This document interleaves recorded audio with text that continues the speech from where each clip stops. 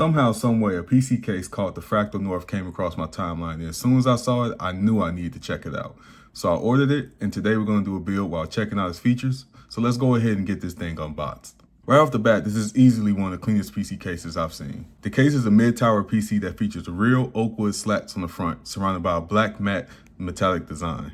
The side even features a darkened tempered glass with mesh trimmings across the top and rear sides. The entire case feels premium, like something that was custom made, and even features accents such as the gold brass-like power button and I/O ports.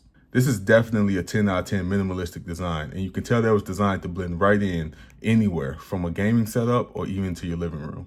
Taking the case apart is pretty simple, with the glass side panel only requiring the removal of 2 screws in the back, followed by popping the glass case outwards.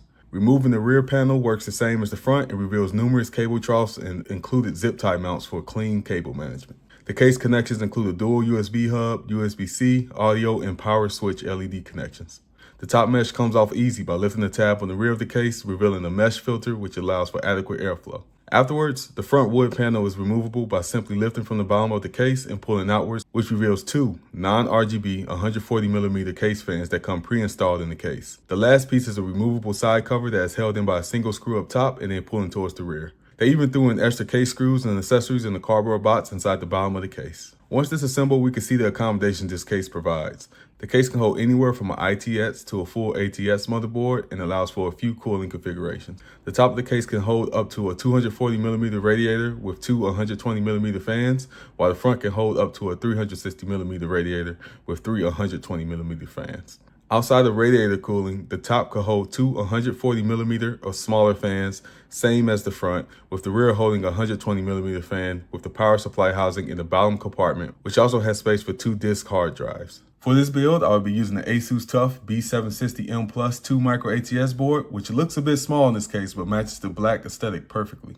For the CPU, I'm using the Intel i7-13700K, which is perfect for high-end gaming, working, and video editing, along with 3 TB of Samsung's 980 Pro Series NVMe storage. For RAM, I'm using 32 GB of Corsair's new top-of-the-line Dominator Titanium DDR5 RAM, which features a cool, rugged RGB aesthetic with oversized heatsinks. Be forewarned though, if you plan to use larger size RAM sticks, you will have an issue with RAM clearance if you try to mount a top-sided water cooler. Speaking of cooling, for the fans, I'm using Corsair's new QX120 fans, which should simplify wiring using their iCUE link system, along with the matching 240mm LCD all-in-one cooler. This means I need to remove the provided stock fans, which are held together by internal screws to the front bracket, as we can see here. Due to the RAM clearance issue, I'll need to front mount the AIO radiator along with 3 120mm fans for intake. The top 2 fans will work to cool the CPU chip, while the bottom fan continues to provide fresh air for the rest of the system. Here I'm mounting the pump head to the CPU chip by adding thermal paste and then simply screwing down the pump to motherboard connections. Connecting the case connectors to the motherboard right now helps to optimize cable management before I add the future power connections. Adding a few case fans up top and on the rear is further simplified thanks to Corsair's iCUE link system, which connects all of my fans and the AIO to a single hub using minimal wires. So far, this build has a very clean look, if I do say so myself. My ASUS TUF 850-watt power supply rear loads into the case using a case bracket that the PSU screws into. Afterwards, I can screw the whole assembly into the case. Once all the wires are run, we can see the case's clean wire management even before I zip tied the loose ends, with most of the wiring sitting below the case next to the PSU compartment. Keeping in line with the ASUS TUF theme, today we are going for the ASUS TUF 4070 Ti Super as my graphics card of choice.